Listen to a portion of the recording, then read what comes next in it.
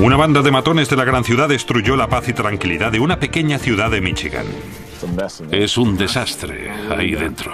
¿Qué tienes? En la escena del crimen, pensé que serían 2 o más personas. Y el terrible asesinato reveló el oscuro secreto de un hombre. No teníamos ni idea de la clase de actividad en la que estaba implicado.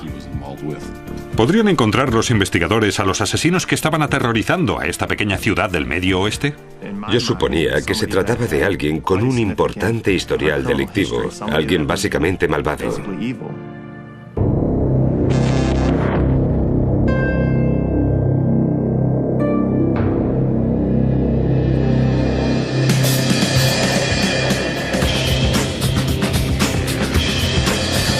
Crímenes imperfectos, Estados Unidos. Rockford, Michigan. A 15 kilómetros al norte de Grand Rapids y a unos 60 kilómetros de las orillas del lago Michigan. Rockford es la definición del medio oeste americano. La ciudad está llena de pequeños negocios y a lo largo del año se celebran muchas fiestas. Se sienten muy orgullosos de su historia, de sus tradiciones. Y hay otras tradiciones en Rockford. Vecinos amables, puertas sin cerrar y calles libres de delitos. Casi todas las personas que conozco en Rockford se preocupan los unos de los otros, se interesan por lo que ocurre en su comunidad y se sienten orgullosos de ella. Pero en febrero de 2003 todo cambió. Y una faceta de Rockford que había permanecido secreta y oculta salió a la luz. Y de pronto, esta pequeña ciudad se enfrentó a los problemas de una gran ciudad. ¿911 de qué se trata? Todo empezó con una llamada al 911. Un joven había sido asesinado. Solo para que lo sepáis, estoy en camino, casi he llegado.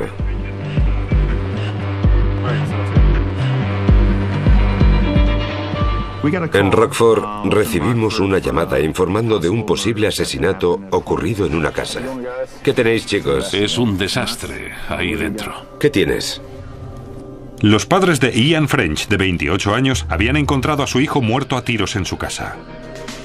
En el suelo hemos contado 12 casquillos, y ese podría ser el número de disparos que ha recibido. Cuando entré en la casa me sorprendió el fuerte olor a descomposición. Era evidente que la víctima llevaba muerta algún tiempo. Ian French se encontró en el suelo del salón boca abajo.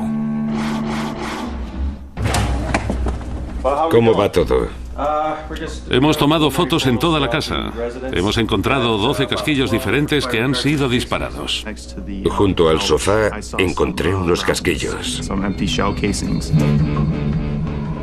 Uno del calibre 40 y el otro del 380. 2 armas y posiblemente 2 asesinos. Era muy extraño y no podíamos evitar pensar, estas cosas no pasan aquí. ¿Dónde crees que estaban situados los asesinos? A juzgar por los casquillos del 380, uno allí, y los del calibre 40 están aquí, probablemente uno de ellos estuviera donde está Jack. Quien quiera que matara a Ian French se tomó su tiempo inmovilizando a French con cinta adhesiva. Como puedes ver, hay cinta adhesiva en las manos. En las manos, sí. Hay una gran cantidad de cinta adhesiva. Lo habían inmovilizado con cinta adhesiva. Desde los hombros, las manos a la espalda, también con cinta adhesiva, así como las piernas y los pies. Era una gran cantidad de cinta adhesiva. ¿Cuál sería la razón de poner a alguien en esa posición en vez de matarlo directamente? Por algún motivo necesitaban controlarlo vivo durante un cierto tiempo. La casa de French estaba patas arriba. Los asesinos registraron todas las habitaciones. Los muebles estaban volcados, habían abierto los DVDs, habían movido los muebles, habían abierto los cajones, la cama también estaba revuelta, cosas así. Cuando miré en la cocina, habían sacado todos los cajones, habían abierto los armarios y había un montón de cosas por el suelo. Era evidente que alguien había estado buscando algo. ¿Pero qué tenía Ian French que valiese tanto como para matarle por ello?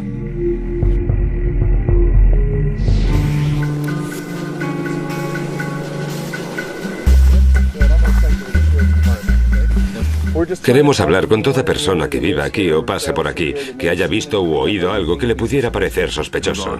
Hablamos con todos los vecinos de la zona y con sus familias para averiguar si habían visto algo, algún coche, alguien, cualquier cosa que pudiera darnos una pista sobre lo ocurrido o quién había entrado en casa de la víctima. Pero las casas en la calle de French están muy separadas una de otra.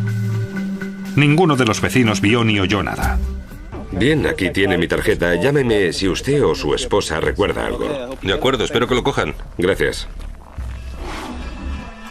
De vuelta a la escena del crimen, los investigadores intentaban averiguar qué es lo que tenía French que sus asesinos tanto deseaban. Cuando registrábamos la casa, buscábamos cualquier cosa que los asesinos no hubieran visto.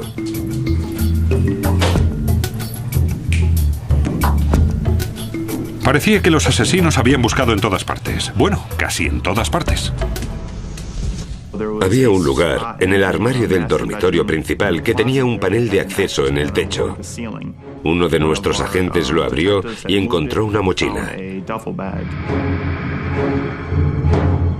Sacamos la mochila y dentro encontramos entre 3 o 4 kilos de marihuana. Parecía que una mochila llena de marihuana le había costado la vida a Ian French. Se trataba de un homicidio relacionado con el mundo de la droga, algo que no era propio de Rockford. Tal vez en otra ciudad, en grandes ciudades, pero aquí no. La violencia del mundo de la droga se había instalado en Rockford, Michigan. ¿Podría la policía detener a esos asesinos antes de que volvieran a matar? En la pequeña ciudad de Rockford, Michigan, la policía había encontrado a Ian French, de 28 años, envuelto en cinta adhesiva y muerto a balazos en su propia casa. También habían encontrado 4 kilos de marihuana de primera calidad, escondida tras un panel oculto en el techo. Cuando encontramos la marihuana, era evidente que esto era lo que los asesinos buscaban, aunque no la habían encontrado. Lo más probable era que ese hubiera sido el móvil de su asesinato y el registro efectuado en su casa. El informe del forense mostraba que las últimas horas de Ian French habían sido terroríficas. Al día siguiente fuimos a la oficina del forense y le acompañábamos mientras realizaba la autopsia. Una vez le hubo quitado la ropa, se veían los numerosos orificios causados por las balas.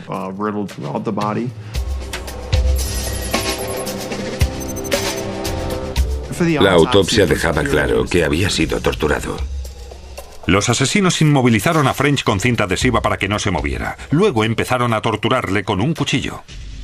Tenía que ser un cuchillo pequeño de una hoja de 6 o 7 centímetros. No es que pudieran matarle con él, pero era evidente que podían hacerle mucho daño. Había múltiples heridas de arma blanca en el torso de French. Ninguna de las heridas era lo suficientemente profunda para matarle, pero sí para causarle un gran dolor. Ahora, la escena del crimen empezaba a tener sentido. Los asesinos inmovilizaron a Ian French y luego le exigieron que les dijera dónde guardaba la marihuana. Parece que French no se lo dijo a pesar de ser torturado. Creo que al señor French le torturaron porque no encontraban lo que buscaban, no encontraban la marihuana que encontramos nosotros. Es evidente que para ellos era imperativo encontrarla. Asesinato, drogas y ahora tortura. Dejó atónito incluso al más veterano de los investigadores de Rockford. Creo que quien tortura a alguien procede de un mundo que la mayoría de nosotros no comprende. Para nosotros era algo muy distinto y nos preguntábamos quién podría haberlo hecho. Yo suponía que se trataba de alguien con un importante historial delictivo, alguien básicamente malvado.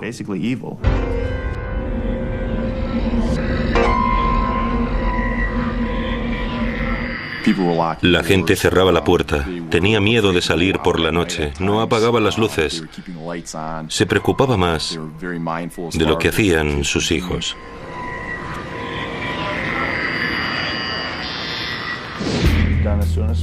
Para detener a los brutales y crueles asesinos, la policía se centró en su víctima.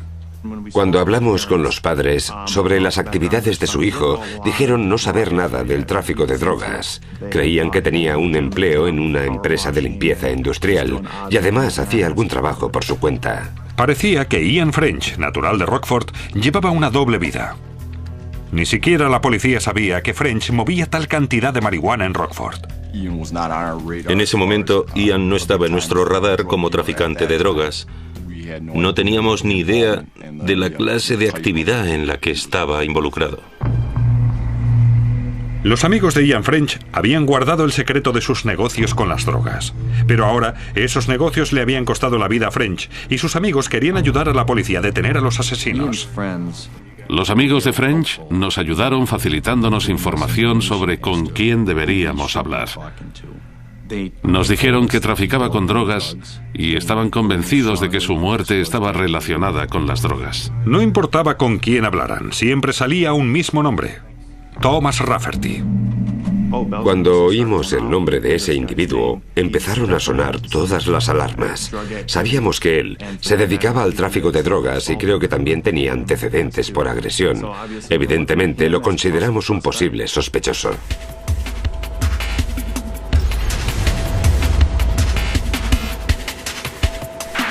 Los inspectores interrogaron a Rafferty y le preguntaron qué sabía del asesinato. Quiero que sepa que puede salir de aquí cuando quiera. Cualquier cosa que diga podrá ser utilizada en su contra en un tribunal de justicia. ¿Lo ha entendido? ¿Sí? El sospechoso lo negó todo. Yo no lo he hecho, no lo he hecho. No sé nada de ese asesinato, no tengo la más remota idea. ¿Me está diciendo la verdad? Ajá. Ni siquiera estuve cerca de su casa, yo no lo hice, ¿sabe? Pero lo que le dijo es que... No lo sé, no tengo nada que ver con ello. Puede creerme, no tuve nada que ver con ello. Puede creerme, no soy un asesino. La razón por la que no creo... A pesar de su negativa, los investigadores creían que Rafferty ocultaba algo. Era evidente que no nos decía la verdad. No estaba siendo sincero. Se mostraba vago en sus respuestas. Bien, creo que hay algunas cosas que no me dice. Creo que hay cosas que usted sabe. Es usted un hombre inteligente, está haciendo todo lo que puede, pero la verdad es que no tuve nada que ver con ello. Nos estaba diciendo que no estaba implicado en el asesinato. En ese momento teníamos que darle algo de soga para que él mismo se colgara. Por ello, decidimos someterle a la prueba del polígrafo para saber si estaba relacionado con el asesinato. La policía le sometió a una sesión del polígrafo y le hicieron una batería de preguntas. ¿Mató usted a Ian French? ¿Sabe quién mató a Ian French? ¿Estaba presente cuando asesinaron a Ian French? El resultado confirmó sus sospechas. Rafferty mentía sobre algo. Cuando vimos que no había pasado la prueba del polígrafo, evidentemente empezaron a sonar las alarmas y nos dijimos, bueno, tal vez sí sea capaz de hacer algo así. Los investigadores le mostraron los resultados del polígrafo. Fuimos sinceros con él, le dijimos, no ha pasado la prueba, creemos que posiblemente esté implicado en el asesinato. Cuando los agentes le dijeron a Rafferty que había mentido, empezó a buscar una salida. Siguió negando saber algo del asesinato, pero le dio a la policía el nombre de alguien que podía saber qué había ocurrido. Y una vez más, era un nombre que habían oído antes, Ernest Pee-wee Gordon. Gordon tenía un extenso historial delictivo, especialmente en tráfico de drogas. Traficaba con marihuana, con heroína.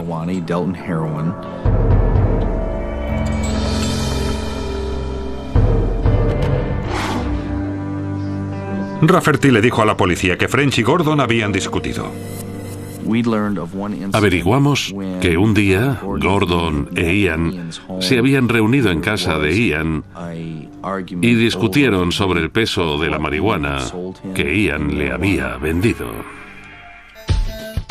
¿Cabía la posibilidad de que su discusión hubiera terminado en asesinato?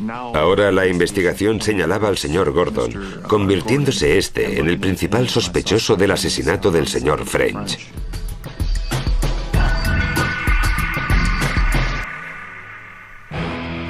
Hola, Pat, ¿cómo te va? Bien.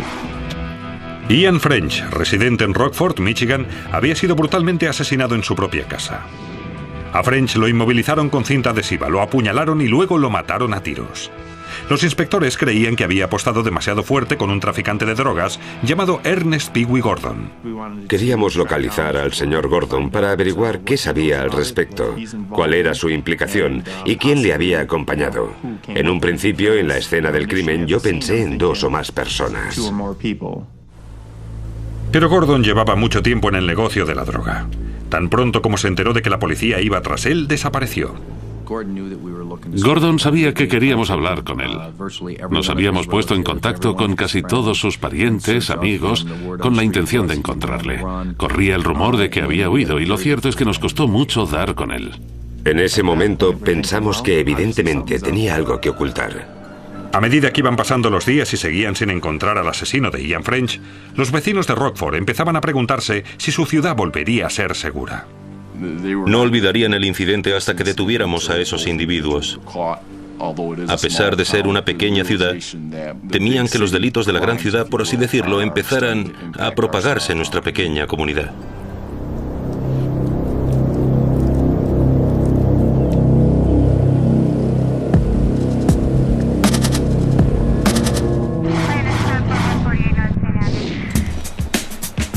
Los investigadores no avanzaron hasta una semana después, cuando un rumor carcelario parecía que guardaba relación con el caso.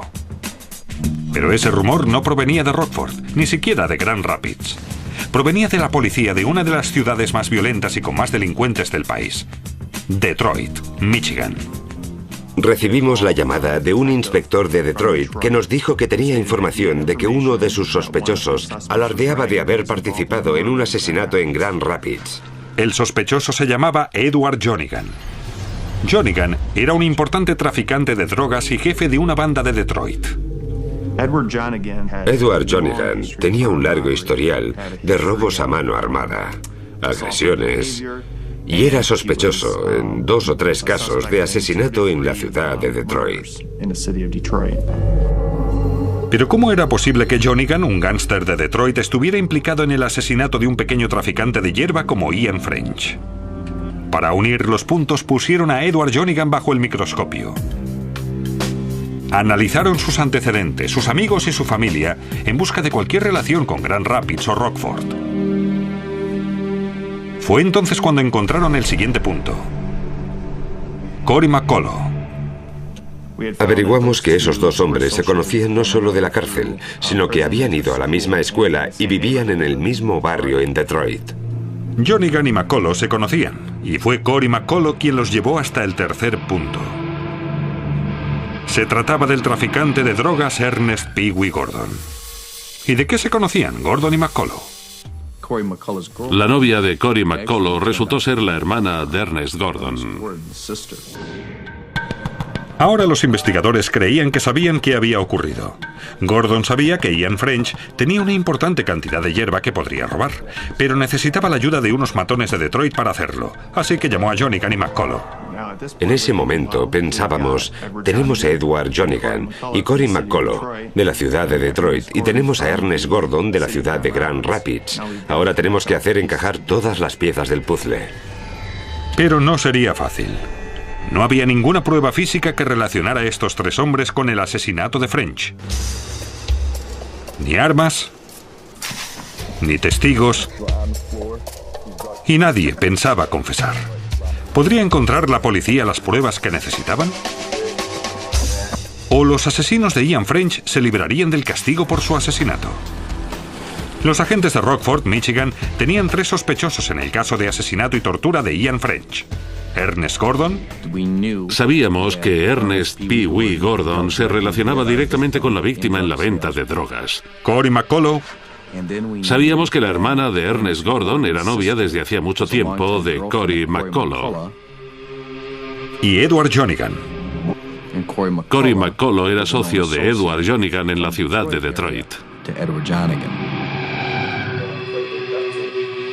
Pero la policía necesitaría muchas más pruebas antes de detener a alguno de ellos por el asesinato de French.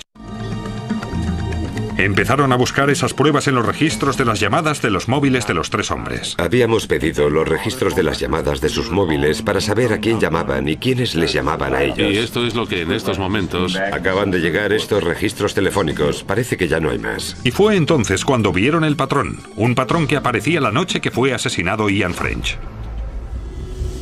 Lo que encontramos fue una llamada de Pee Wee McCullough. Y cuando esa conversación telefónica terminó, inmediatamente después, McCullough llamó a Jonigan. Rastreando las llamadas por medio de las antenas de telefonía móvil, la policía pudo deducir que Jonigan, McCullough y Gordon todos se dirigían al mismo sitio, el barrio de Ian French.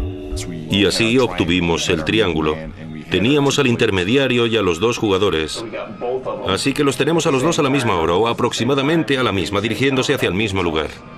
Así supimos que los tres estaban juntos en la misma zona. Los vimos viajando por distintas zonas de Grand Rapids y luego los vimos viajando como grupo por la zona de Rockford. O sea, alguien de la gran ciudad de Detroit y otro de la ciudad de Grand Rapids se encontraban en una zona con la que no tenían ninguna relación. No podían alegar que habían ido a visitar a un pariente o amigo porque no tenían ninguna vinculación. Ahora, los investigadores sabían que los tres hombres estaban en el barrio de French la noche de su asesinato. Era un buen comienzo, pero necesitarían algo más que unas llamadas telefónicas para que los hombres fueran juzgados. Una vez tuvimos las llamadas de los móviles y las vinculaciones entre los tres, pedimos una orden de registro de la casa de Edward Jonigan en la ciudad de Detroit.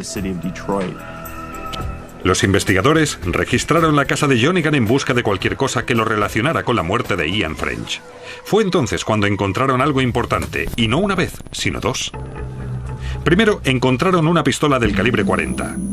Era la misma clase de arma con la que habían matado a Ian French. Y luego encontraron algo que al principio no les pareció importante. Habíamos registrado el sótano y no habíamos encontrado gran cosa, pero luego, en la cocina, abrimos un cajón y vimos 2 rollos de cinta adhesiva. En todas las casas hay cinta adhesiva. No parecía importante, simplemente era un rollo de cinta adhesiva. Pero este rollo de cinta adhesiva podía acabar siendo un elemento importante. A French le apuñalaron y lo mataron a tiros, pero antes lo habían inmovilizado con cinta adhesiva. ¿Era posible que Edward Jonigan hubiera guardado la cinta adhesiva utilizada en el asesinato? En muchas casas tienen cinta adhesiva, así que pensamos, bueno, la pondremos en la bolsa de pruebas y la enviaremos al laboratorio a ver qué pasa. Los técnicos del laboratorio estudiaron la cinta encontrada en la escena del crimen y la compararon con la encontrada en casa de Jonigan.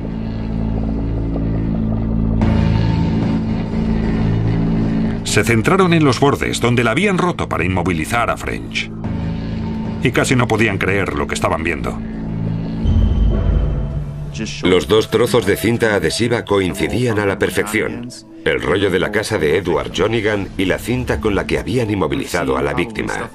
Esas cosas, 2 trozos de cinta adhesiva que coinciden, bueno, lo vemos en la tele, pero sabemos que no es real, que esas cosas no ocurren.